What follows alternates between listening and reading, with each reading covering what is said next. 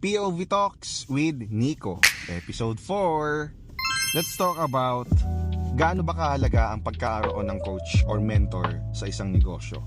For me, having a mentor is like having a Waze or Google Maps. Kasi ipapakita nito sa iyo kung saan ka or paano ka makakarating dun sa gusto mong destinasyon. In our case, the destination is the success that we want in life. So, sa simula, kailangan mo ng mga taong gagabay sa iyo, magpapakita sa iyo ng mga ways kung paano ka magiging successful in life so that hindi ka maligaw, maiwasan natin yung mga pagkakamali, and darating yung time na makakabisado mo na yung mga bagay-bagay sa industriyang ginagalawan mo. Just like in driving, having a Waze will make you familiarize on the roads na dadaanan mo.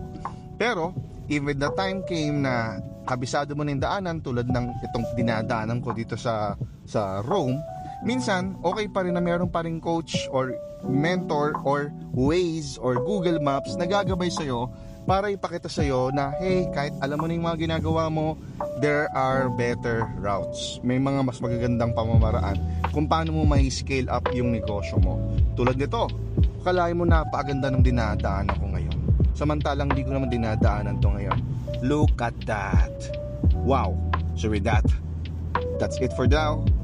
See you on the next video. Ciao.